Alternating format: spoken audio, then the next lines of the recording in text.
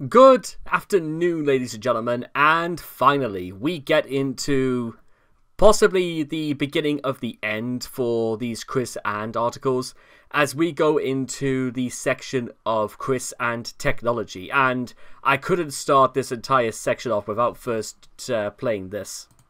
So is it any wonder people are afraid of technology? Technology!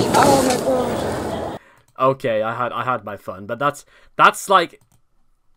There are some things in life, ladies and gentlemen, that's like an extraordinarily uncanny attempt at comedy, and that was certainly one of them. So, let us begin. Chris and cameras.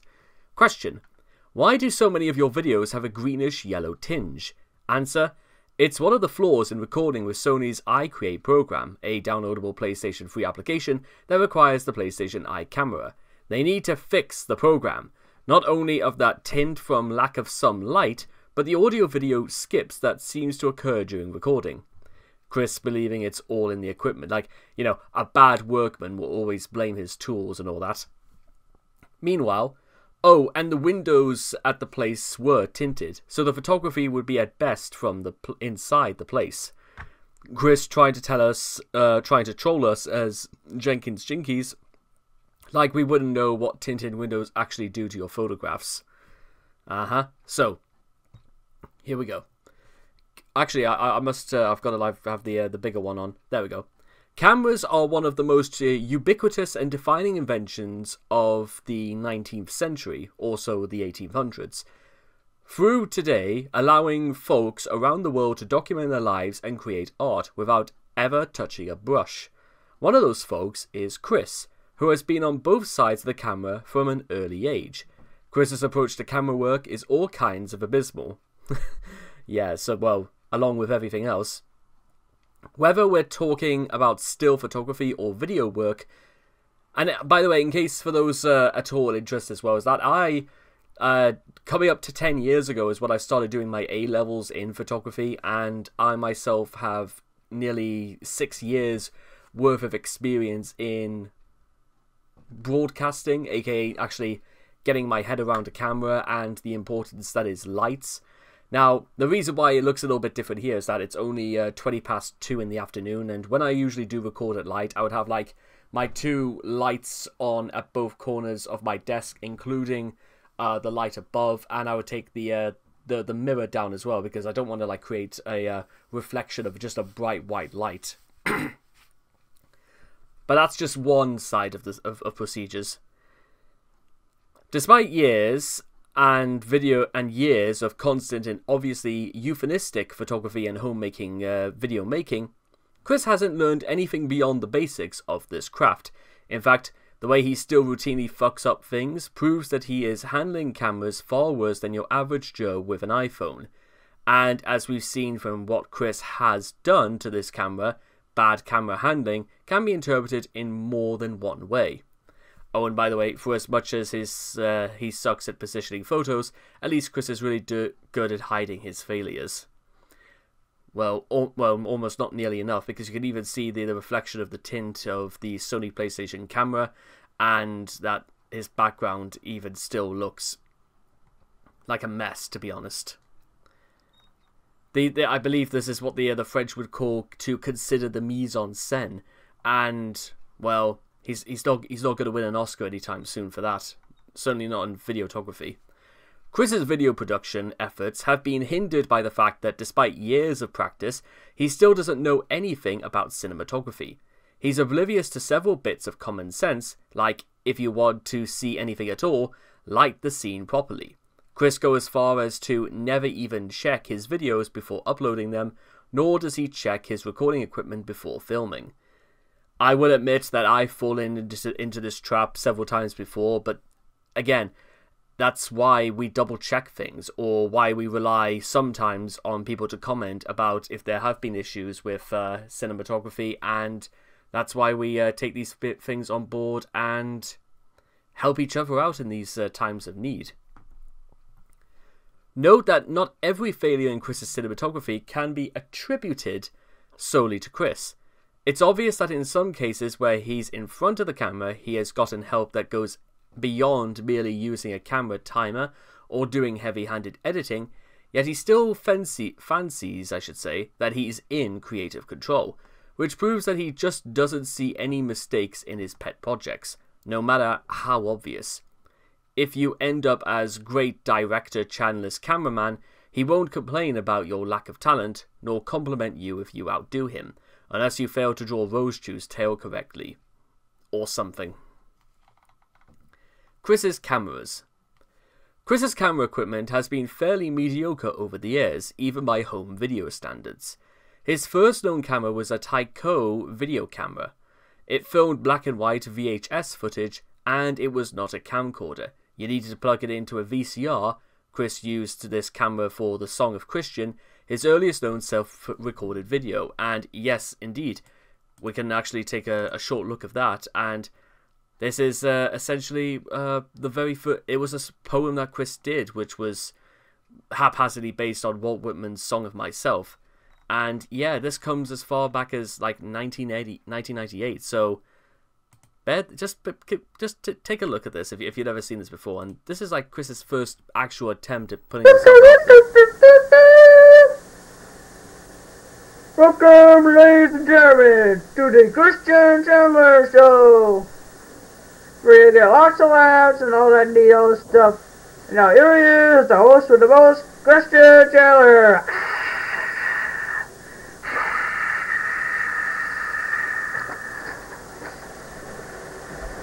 Good evening, friends, and welcome to the Christian Chandler Show.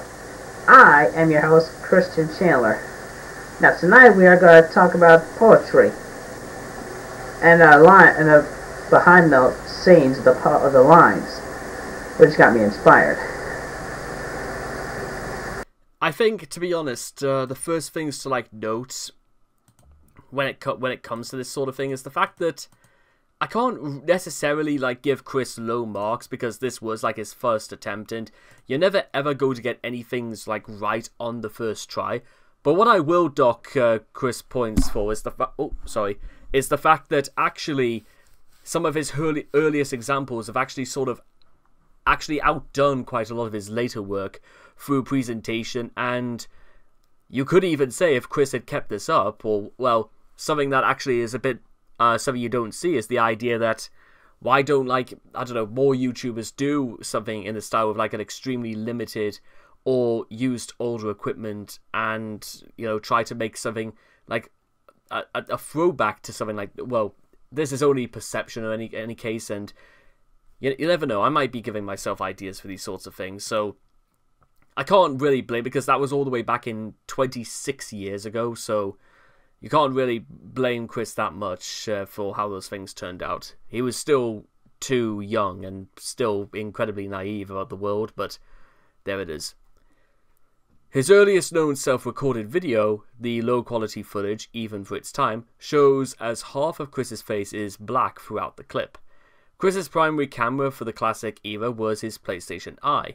That camera has seen enough abuse to start randomly stuttering and lose connection mid-video, because Chris decided that the best way to exert his anger is to damage his own equipment for some reason. I don't really understand if Chris ever thought the logic of what he was doing was just... That's why you invest in things like a speed bag or a heavy bag, something you could actually take your frustrations out on, not on, things you've paid for. That camera... Okay, so then, of course, Chris took better care of its successor, the PlayStation 4 camera, though he didn't know how to turn off the default background music while recording for some time, even when people blatantly told him how to do this. Also, Chris could have just looked this up, but your guess is as good as mine. He was too busy spending it more on Legos and an anime body pillow, while crying that the mortgage was due tomorrow. Chris has been an early adapter of mobile device cameras. He has owned a Game Boy camera and a Nintendo DSi, the latter of which was used to shoot photos of Michael Snyder in the gameplays, but more on that later. Chris also owns 2 iPhones and regularly uses them for pictures and videos. These are perhaps his highest quality cameras, offering 12 megapixel resolutions. Chris borrowed a proper film SLR camera for a week with Christian Western Chandler, proving the poor equipment is far from his only photographic failure. framing the shots. Of course, what the French would typically refer to as the mise en scène, and it was literally one of the very first things I ever learned when I was studying like film at university. And well, you're about to see that Chris wouldn't even show up to like day one of those sorts of classes. Chris assumes that if he can see the lens, then everything can be seen by the lens. He has no idea what it means to be in focus of a shot, and is constantly standing way out of center, or putting stuff so close to the camera you can't even tell what you're looking at. A shining example is a video to Jackie in which he swore on the Bible, yet the poor framing makes it impossible to tell whether the object he holds is actually a book, let alone a Bible. When handling the camera work directly, Chris often attempts to experiment with the camera's positioning without properly considering what his audience will see. And as such, we are on the receiving end of many masterpieces. Additionally, his lack of proper equipment or controlled coordination tends to weigh down such endeavours with constant shaking or disorientating angles, especially in videos where he moves around. And owing to Chris's weight, it would also be curtailed to the house partially shaking. I don't think that's a thing that's happened before, but, well, yeah, Chris has the sort of hand-eye coordination as well for dancing, let alone photography work, than an elephant suffering some sort of seizure. And by the way, in case you're wondering, if you want to see the sort of examples of like cinematography, even in all walks of life, just take a look at like any Christopher Nolan movie, or go watch something like Mr. Lucky POV. He gets the idea behind it immediately, because you know what? It's so simple that it's almost stupid, but it's something that just works. In some of his more recent videos, such as Doxing Jeff/Francine from November 2015, Chris has taken to using the image stabilizing feature on his iPhone to help steady his shaky, handy recordings. The result is a wobbly image against a mostly black background where the videos are put up to YouTube, which doesn't make things any much better. Yeah, considering that we know Chris doesn't own or have access to things like Adobe software, such as Premiere Pro, After Effects, Audition, Photoshop, Illustrator, or any of these sorts of things, well, call it what you may, ladies and gentlemen, about Adobe's like systems and how they may or may not be responsive, but I've been using Adobe for 10 years, and if I can make it work, then you'll make it work. Focus. Something that Chris, we know, struggles for many years, but let's keep going. Chris relies extensively on autofocus. Autofocus usually works with a slight delay, and it usually can't focus on subjects that are too close to the camera. Many cameras have a specific autofocus mode or require manual focus for macro photography. And judging by some rather blurry shots in A Week with Christian Weston Chandler, probably shot with a 35mm SLR camera from the school. He can't even get the latter right. While professional photographers do use autofocus, it is less common for serious video work, and unheard of on professional filmmaking. Focus pullers are still hired for a reason. They're not just, you know, so they make the smaller images look bigger, if that makes sense. In fact, when I was in Hartlepool a couple of days ago, I got to see and actually work firsthand with the sorts of cameras that you can't buy, but you can only hire for days at a time. And these cameras are like so incredibly big and bulky, and they have every single from like a small computer that is just the battery pack, little like windows that open up which give out distinctions on autofocus, and also things like whether or not there needs to be like a tint. That's the thing as well with these cameras, is that you can actually manually operate inside as to whether or not a filter needs to be applied over them. It works in some cases, not all the time, but these are the sort of things they have.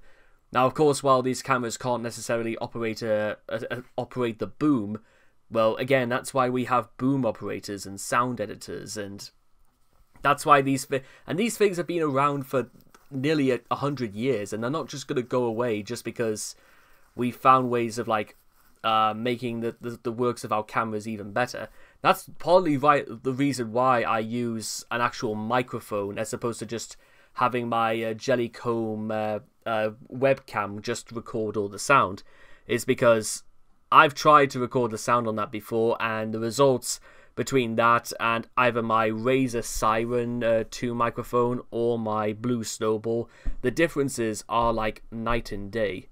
And again, you're better off going to asking people who know far more about these sorts of things in the atmosphere or the realm of cinematography as well as professional filmmaking, probably more than I do. My expertise is writing for these sorts of things, and even at a pinch, editing is something I could get myself into, but it depends who it is, I suppose. That's sometimes what it comes down to. Lighting. Light is the essence of vision. Photography comes from the Greek word for writing with light. Most photographers, even casual iPhone users, know that lighting can make or break an image, and no amount of sliding through apps or going through Instagram's filtration systems is going to change that anytime soon. It's here, and it's here to stay. This basic fact escapes Chris. Classic era videos. Most of Chris's YouTube videos have been lit completely wrong. Plainly put, if you're making videos indoors, you've got to turn the room lights on. Human brains can automatically adjust to different color temperatures, but film and video cameras either lack the automata to handle this or are constantly struggling in bad lighting conditions to figure out what the hell is going on. Cameras also have to amplify the weaker image of a dark scene, resulting in a grainy, staticky image. Chris assumes, however, that if there's enough natural light coming in for him to see anything at all, then the video is lit properly. Good job, Chris. Print. As a result, many of Chris's indoor video shots have a distinct, disgusting yellow tint that makes it look like it was shot in a jar filled with pee. Indeed, many have compared Chris's videos of that of Piss Christ. Of course, it also doesn't help the fact that he's never heard of white balance. This is somewhat subverted with his videos shot on his iPhone and his PlayStation camera, but other factors hamper down whatever merit he gets out of it. And by the way, Chris's clueless flash photography is one of the reasons why he knows so little about his room and so much about his wardrobe and skin conditions. I mean, it's even with the light on, it wouldn't make this image look any better, or it wouldn't have made the mountains of trash in his room just disappear, or even the wall of fail to just magically go away. Backlighting. Many of Chris's photographs, as in the scrapbook and A Week with Christian Chandler, have been shot against light, i.e. camera facing the light source. This usually leaves the subjects in shadow and obscures the details. Backlighting isn't always a bad thing when done outdoors. It will highlight the subject's hair and create a beautiful halo effect, especially during a sunset, and it can flatter subjects who would squint if facing the sun. However, the technique isn't nearly as flattering when attempted indoors, and it generally requires proper exposure editing and or HDR to get it right. Since nearly all of Chris's work is shot indoors, you can guess how well it turns out. Now bear in mind, I should also point out, this is only really criticizing the presentation, the mise-en-scène and everything, going towards the videos that Chris puts out there. It hasn't got anything to do with the actual content itself. Well, in a way. Flash photography. Chris also commits a common novice mistake in thinking that camera flash completely negates the need for proper lighting. A naive view of if it's day, everything is okay, but if it's night or you're indoors, then you just use the flash. In fact, flash will highlight the front of the scene, but it can also overexpose the shot of the subject is too close to the camera. Other results of using flash without other light include heavy contrast, unlit backgrounds, and stark shadows, all thanks to the inverse square law. Again, some photographers use this as an artistic effect, especially for dramatic shots, but Chris's sloppy approach doesn't add anything to the image. And again, these are just things that I just straight up learned when I was in school, and well, I think Chris must have been absent that day. Today, as of October 2015, Chris has begun lighting his room before filming it, as evidenced in videos like "Thank You" from Christine Chandler and "Hello Lady" fans with lack of green tint. So far, this shift has stuck, as of all of Chris's videos from that point onwards are lit sufficiently. However, sufficiently is the bare minimum. Many dedicated YouTubers will use specialized video lighting or put some care into light placement, making sure the subject receives the right amount of brightness from the right angles. Chris, on the other hand, uses nothing but the overhead lights in his room, which spread a bit of light throughout the room from straight down. The resulting image is mediocre, flat, and unflattering, much like a DMV photo. Oh, and by the way, just so I can prove that I'm not a hypocrite or anything like that, this is what it looked. This is basically my presentation with no lights turned on. So let me show you the difference. Oh yeah, that's right.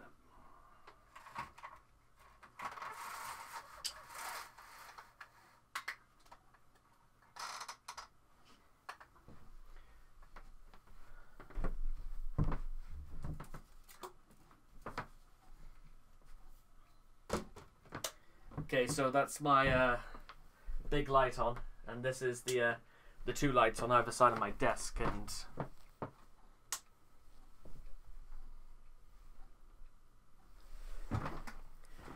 you see how this sort of it makes things better. There feels like there's actual like lighting going on, and it feels just how I've done it before.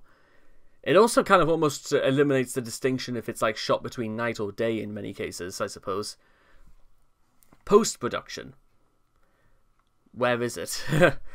As inept as he is at video production, he's equally bad at post-production as well. A good example of this is whenever he needs to put text on the screen during his videos. Even the simplest video editing software like Windows Movie Maker or iMovie will allow you to easily put text on the screen and make it so that anyone watching the video can read it. Whether it's changing the color of the font or adding a drop shadow, Chris doesn't do this, opting instead to write the text on a piece of paper and film it with his camera. Probably the best example of this was seen in the July 10th messages, where at the start of each of the videos, he films a piece of paper with a YouTube username while informing us that the video we're about to see is addressed to said user shown. In one of his videos, he has a message below that username because he never bothers to focus the camera is completely unreadable. This wouldn't be a problem if he could just use software to add text to the video and save a lot of people all the aggro at, describing these sorts of things. He did once use video editing software, albeit a really basic one that's built into the PlayStation Eye software, to add text and effects in his entry into the Parappa the Rapper contest that the no-good Adam Stackhouse ended up winning. The result is the video makes even less sense than it did without using the editing software. The effects added to the video were all of stock effects, most of which made no sense in the context of the video. For example, in one part, Chris put up a graphic that just reads "Happy Birthday Boy" on the screen, even though the video had nothing to do with his birthday. One can argue, though, that this was an attempt at his random access humor, and that it's not supposed to make sense. But unfortunately, Chris was trying to present that he was the best freestyle rapper for Parappa the Rapper, and, well, here it is. AP station. My name is Christian Chandler. I live in Bucksville, Virginia. I have a PSP. I like to rap. I play with the rapper. I go with you now. The only song I know is Master Onion, which I got from a demo I bought from my friend Megan. I had the PSP and she dope. Like test me, I'm sure you'll find that you all things that I teach you sure to beat ya. Over the rest of that to listen to the teacher. Again, we could also take the time to take in the fact that one corner of his room is so dazzlingly bright and one is so dark. And again, but considering how the focus makes basically the whole video looks like a mess anyway. But now kick. Here it kick, is. punch, Just punch, slide, chop, screen sliding. It's like block, block. no real Once reason. more, kick, kick, punch, punch, chop, chop, and block, block. Don't get cocky. It's got to get rocky. We got to we got to move down to the city jockey. Now, duck, duck, yup, yup. Turn, turn, and pose, pose. Now listen carefully. Jump, jump, pose, pose, duck, What am I even duck, looking at right and now? turn. Yeah, Again, I see you getting better. Kick it to the Use limit this in order to little- get to like, turn it's now. those stupid like little Kick, mouse punch, software ads, and kick, then punch. somebody put like the harsh outlines Chop, filter. block, That, you know when you chop, just sort of like block, piss and mess chop, around kick, with things on Photoshop, chop, like kick, filters and stuff like that, punch, until block, you find something punch, that actually block. suits your thing. I'm gonna Because get that's, harder now. Duck and jump. Chris doesn't really get Get that jump. smooth anyway because nothing about this is Turn making and sense. pose. Turn and pose. Duck and turn. Duck and turn. We're gonna jump and pose. Jump, pose. Come on now. Why don't you follow my way? Anyway, that's Because it. we're almost done. It'll make Shut up, Chris. That's about as much as I'm willing to get into, so let's keep going. This is not to say he can't edit, because there are a couple of music videos that show that he can, indeed, put shots together in a way that the video conveys a message that it's supposed to. This is present in his music videos for Holding Out for a Hero and Boyfriend. Of course, they both suck, but the fact that he can at least put shots together proves that if he could just learn how to use editing software properly for more than just putting shots together, he could be a filmmaker.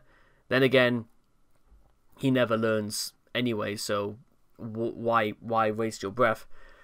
When the video is uploaded to YouTube, most of the time Chris doesn't even bother to name it. Wow, that is like the most amateurish of the amateur hours if ever I've seen one. And when he does, he leaves the .mov extension in the video title, suggesting that his videos are uploaded in the QuickTime format. Obviously, he wouldn't bother using any of his monthly tugboat purchasing a Mac, where they are better things to spend your tax dollars on, but never mind. Whether the computer in the kitchen has software that exports to QuickTime, or his camera uses SD cards or other flash memory in a way that he can simply upload the video from the memory is still a mystery. Which is... Well, listen, QuickTime's actually quite good if, well, from what you're seeing above is that these things have to be exported through Premiere Pro via QuickTime and then saved as like an animation folder. So that... And also, again, these have to be like RGB +8 so that there's no backgrounds involved and they are exported as the graphics as presented. So that's just, again, just things that happen in post. But there are lots of probably other little things I could do as well. But the problem is that, I mean, I may have mentioned before, is that it makes actually exporting a lot of things through Premiere Pro a slog and a half. Even with the bitrate turned as low as 3, it can... Like, a 20-minute video can take nearly 2 hours to render. In some favoured comedians, Chris, in an attempt to insert clips for comparison, records the TV screen, recording things off the TV screen without extra preparation, often results in a completely unwatchable picture. Look, he killed me with a stun. And this is no exception. As if the camera is focused on the TV, everything else in the room is darkened with a series of black lines appear on the screen. In this case, because the camera isn't focused, the TV shows nothing but bright, unfocused colours. Most people would think that actually editing the clips in might be a far more sensible strategy. Or Chris shows us clips from The Cleveland Show and Family Guy, shows that are readily available online and on Amazon Instant Video, iTunes and DVD. However, knowing YouTube's notoriously broken copyright system, which would allow Fox to take it down immediately. It's possible Chris did this intentionally to avoid getting a copyright strike. Here or there. In Lars is Jivin.mp4, Chris uses a very obvious and clumsy jump cut to disguise the fact that he missed the camera when he first tried to throw a tape dispenser at it. Chris can't even take screenshots. A novice action properly without screwing it up.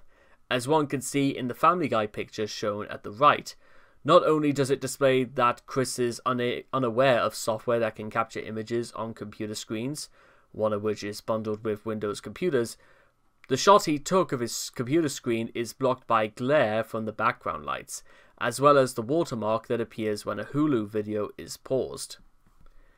And finally, we move into, well, animation, specifically for Chris.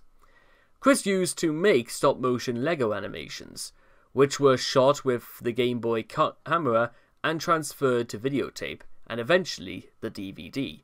Using a combination of the Super Game Boy and a VCR, the main problem with these animations was the grainy picture quality, breakneck pace, and lack of post-processing editing. These are very visible breaks in the animation. As such, it's very difficult to make sense of what's going on in these animations. Not just because of things like hardware limitations, but the fact that if Chris was going to make something a bit more coherent, he would have spent a lot more time on it. And don't get me wrong, ladies and gentlemen, even if you are using something that could only record 30 frames, not 30 frames per second, but just 30 frames, then you can go back and forth just to make more if you chose. Later on, Chris started doing Lego animations with a regular video camera. A Solitude Day and Playing House are good examples of this. These efforts are all wrecked by being out of focus, and Chris's hands blocking the view most of the time when anything worthwhile happens. Nowadays, creating stop-motion animations is relatively simple with just about any digital camera and video editing software. But this is probably way out of Chris's technical competency and lack of patience.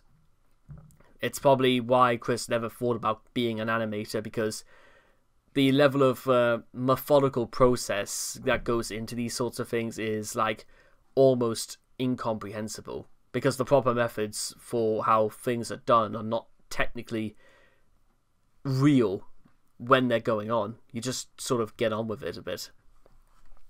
Chris showed significant improvement in animation with the release of A Moment with Dr. Wolf, Chris Chan and Greater Struggles. Not only did he improve his filming techniques, he even occasionally uses scene transitions, demonstrating a limited knowledge in special effects and editing. Green screen.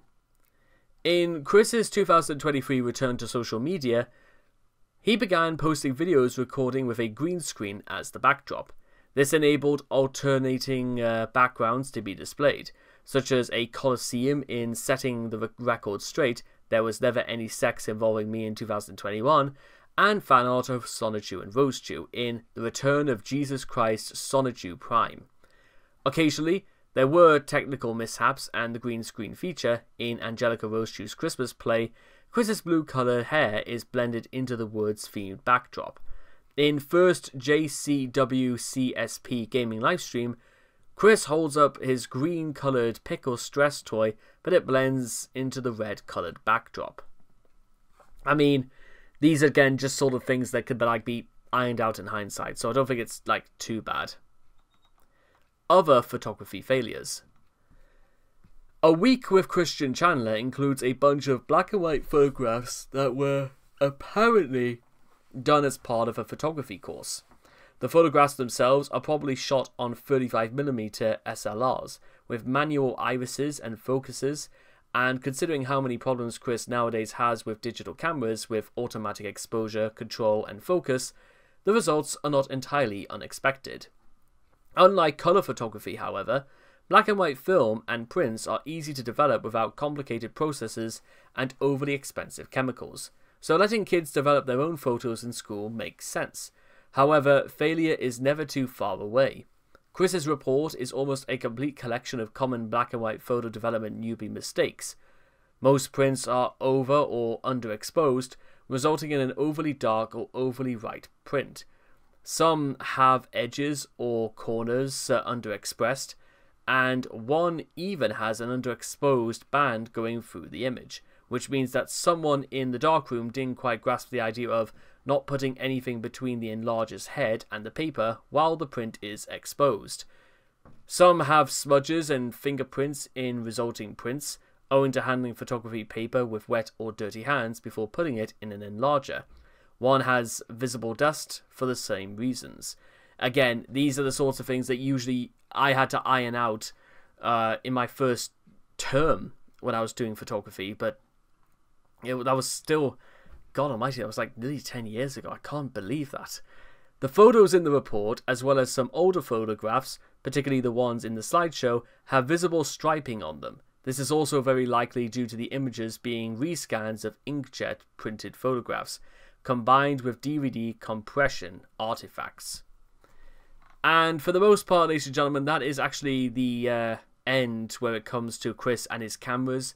If Chris actually learned to sort of like, now we know probably YouTube, as far as, you know, trying to broadcast himself, it wasn't 100% probably in Chris's interest to do this.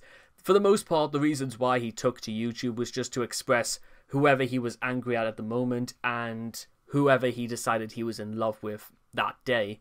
But still, as I mentioned before, it could have been a way for Chris to like make money off YouTube through the things he did.